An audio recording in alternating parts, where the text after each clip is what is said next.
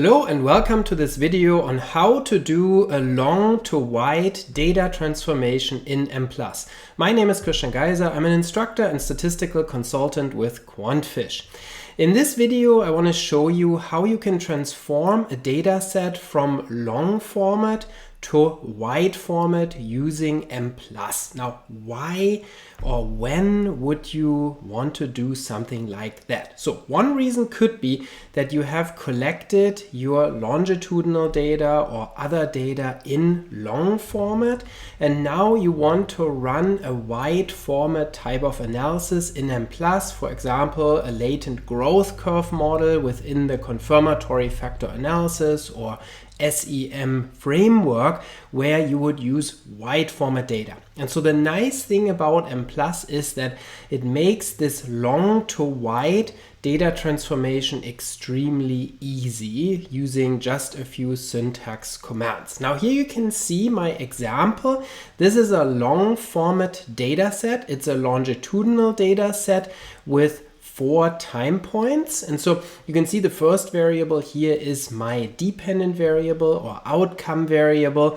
So that's the first column in this data set. And then the second column is a time variable that indicates the time point, time 0, time 1, time 2, or time 3. And then the last variable is a person ID variable that indicates which person was measured at which time point. So you can see here that, for example, the first row in this data set indicates the score of person 1 at time 0.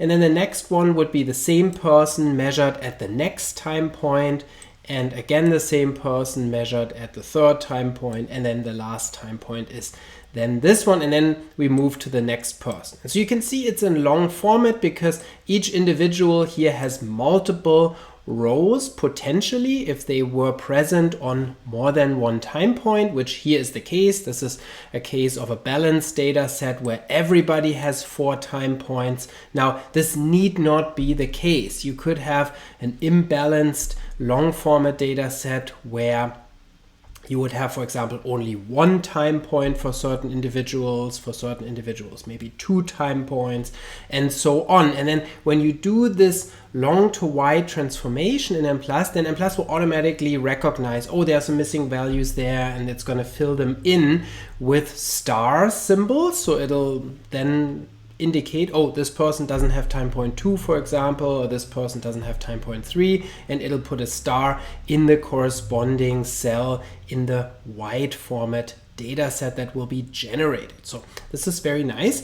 And so now let's take a look at how Mplus actually does this. So here I have an output file already prepared where I did a long to wide transformation and subsequently fit a growth curve model in Mplus to exactly this data file here.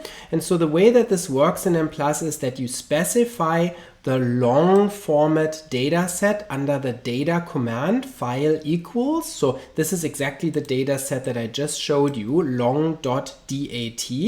And then next is a command that is called data long to wide.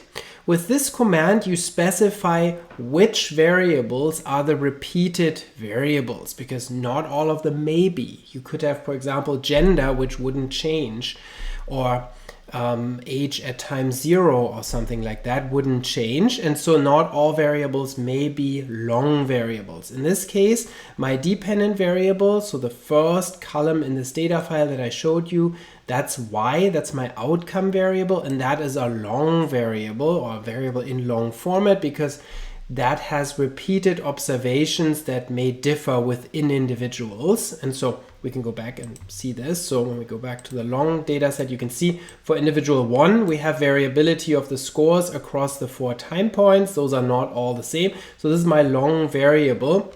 And then, for example, the person ID variable doesn't change, obviously, because this is the same for a given person. And then also something like gender wouldn't change, or age at time 0.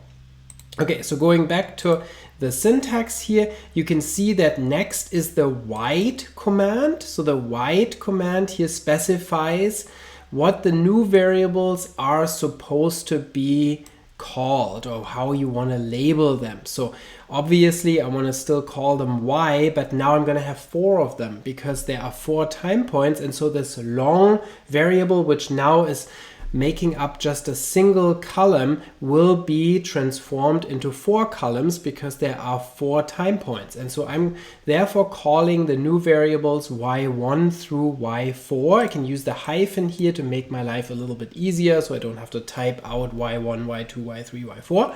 And then if you had other long variables, you would separate them here with this vertical bar symbol, and then you could have another variable x, and then you would do the same here. You would add additional variables here, for example x1 through x4, and so then you could have multiple long variables in a given long format data set that all at once can be transformed into this wide format. So that's really practical.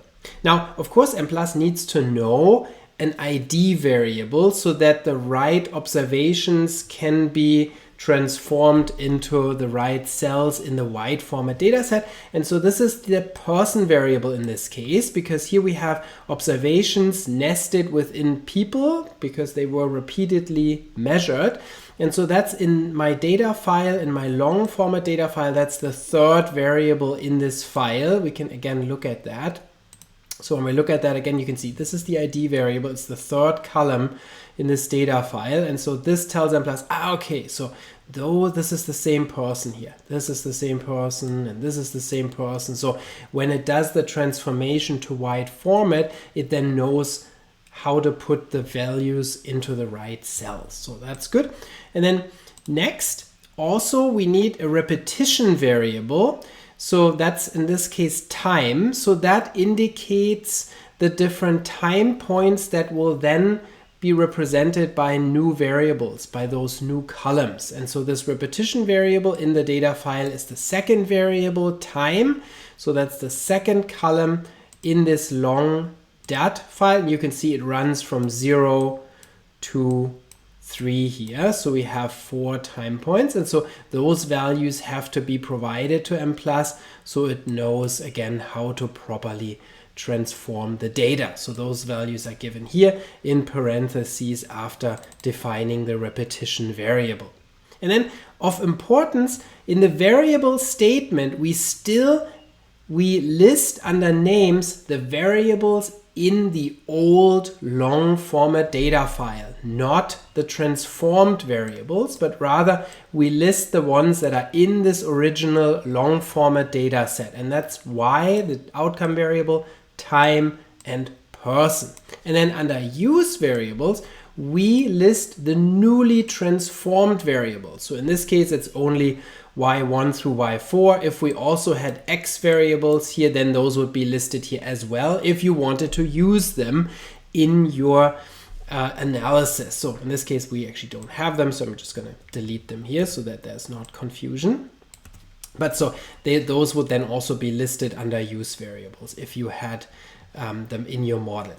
Next is the model statement, and that already applies to wide format. So this is a wide format latent growth curve model for longitudinal data in the SEM or confirmatory factor analysis framework. It specifies an intercept factor and a linear slope factor in this case with this command here. And so this then is already applied to wide format data. And you can save the wide format version of this data set as well in Mplus by using the save data command, and you just simply specify file equals wide.dat, and then Mplus will save the wide format version of this data file. Now, in order to figure out what this looks like, you can go to the very bottom of the output, and here Mplus will tell you in which order and format the variables appear in the new data file, newly created data file wide.dat. And so here we have then our 4 wide format variables for the 4 time points. We have the person ID variable as the last column, and here's the total file format.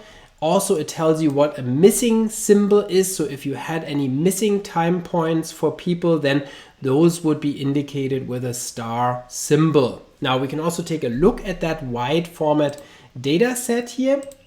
And so this is what it looks like. We have now 4 columns, one for each time point. If you had a missing value, then you would somewhere in here see stars, and then you could indicate that's how missing data were coded by Mplus if you wanted to run subsequent analyses on this white.dat data file. In the last column here, we have the person ID variable. And so now obviously there's only one row for each person, but multiple columns, one for each time point. And then in your output, in the remaining output, you get the growth curve model fit to white format data. You can see here you get your fit statistics and you get your parameter estimates. And so that's all already done for the white format type of analysis. So this is useful when you have a long format data set, but you would like to analyze it with a wide format type model, like a factor model or a structural equation model. The opposite case is also possible in Mplus. So you may have a wide format data set and you want to transform it to long format because maybe you want to use multi-level models to analyze your data, and so you would rather have them in long format. So then you could do a wide to long transformation as opposed to a long to wide transformation. And I have a separate video here on the QuantFish channel in which I also show the wide to long transformation. So if you want that, then you can check out that other video. Thanks for watching. My name is Geiser, and I'll see you in the next video.